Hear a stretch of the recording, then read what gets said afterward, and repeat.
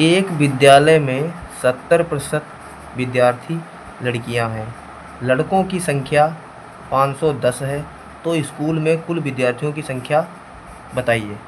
अब हम देखते हैं कि किसी विद्यालय में टोटल 100% छात्र होंगे। उन 100% में 70% गर्ल हो गई, तो बचे 30% बॉय हो गए। 30% की वैल्यू हमें दे रखी है 510। कितनी गुना है? 17 गुना। ठीक है, अब इसका हमें 17 गुना निकालना है। देखो 70% लड़कियां हैं, 30% लड़के होंगे, क्योंकि टोटल 100% पूरे पूरे विद्यार्थी होंगे। 30% की वैल्यू दे रखी है 510। ये कितना गुना है? इसका 17 गुना। अगर खाली लड़के पूछे जाते तो लड़के इसके 17 गुना हो गए 1190, लेकिन हमें पूछा है टोटल विद्यार्थी। टोटल विद्यार्थी होंगे 100%, और 100% का 17 गुना कितना होगा? 1700। तो आंसर नंबर बी हमारा राइट होगा। चीनी के मूल्यों में 20% की वृद्धि हो जाती है, तो चीनी के खपत को कितना प्रतिशत कम करना होगा ताकि चीनी पर खर्च अपरिवर्तित रहे? दोस्तों, मैं आपको यहाँ पे बताना चाहूँगा कि जो चीनी का मूल्य होता है उसके बिल्कुल अपोजिट चीनी मतलब खपत होती है। ठीक है, तो चीनी के मूल्य में 20% की वृद्धि हो गई। 20% की फ्रैक्शन वैल्यू कितनी होती है? 1/5, यानी 5 हमारी वैल्यू थी, 5 से कितनी हो गई? 6। और जो ये हो गया मूल्य, और जो खपत होती है वो हमेशा मूल्य के उल्टा होती है।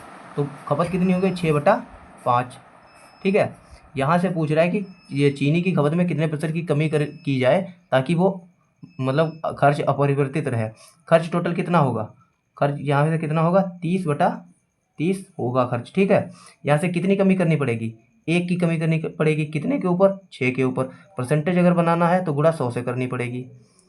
100% हो गया। अब यहाँ से देख लो कितने बार होगा? 16 सही 2/3% आंसर होगा। चीनी के मूल्यों में 20% की वृद्धि हो जाती है, तो चीनी के खपत को कितना प्रतिशत कम करना होगा ताकि चीनी पर खर्च अपरिवर्तित रहे? दोस्तों, 20% की फ्रैक्शन वैल्यू कितनी होती है? 1/5। 5 पे 1 की वृद्धि होगी, तो मूल्य कितना हो गया? 5 से 6। और जो मूल्य होता है उसके बिल्कुल अपोजिट खपत होती है, तो खपत कितनी होगी? 6 से 5। ठीक है, और खपत को कितना कम करना पड़ेगा कि मूल्य बराबर हो जाए? अगर मूल्य 30/30 लाना है तो खपत को कितना कम करना पड़ेगा? 6 से 5 पे लाना पड़ेगा, तो 1 कम करना पड़ेगा। किस पे कम करना पड़ेगा? 6 पे। इसको परसेंटेज में अगर चाहिए तो 100 से गुणा करनी पड़ेगी। तो कितना आ गया? 100/6। 100/6 को जब आप भाग करोगे तो 16 सही 2/3 आंसर होगा आपका। किसी वस्तु के मूल्य में 10% की कमी आ जाती है, तो पहले के मूल्य को बनाए रखने के लिए नए मूल्य में कितने प्रतिशत की वृद्धि करनी होगी? देखिए, किसी का मूल्य कितना था? 100। 100 से कितना हो गया? 90। 10% की कमी आ गई। ठीक है, अब हमें वही मूल्य बनाए रखना है, तो इसमें 10% की वृद्धि करनी पड़ेगी। 10% की वृद्धि करनी पड़ेगी किसके ऊपर? 90 के ऊपर। अगर परसेंटेज बनाओगे तो 100 से गुणा करनी पड़ेगी, परसेंटेज बन जाएगा आपका। 1 जीरो से 1 जीरो कट गया। जब 100 को 9 से भाग करोगे तो कितनी बार में जाएगा? 9 एक्कन 9, 9 एक्कन 9, बचेगा 1, 1/9। ये आपका आंसर हो जाएगा।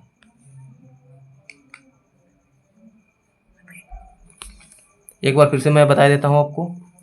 किसी वस्तु के मूल्य में 10% की कमी आ जाती है, तो पहले के मूल्य को बनाए रखने के लिए नए मूल्य में कितने प्रतिशत की वृद्धि करनी होगी? देखिए, 10% की कमी होगी तो 100 से कितना होगा? 90।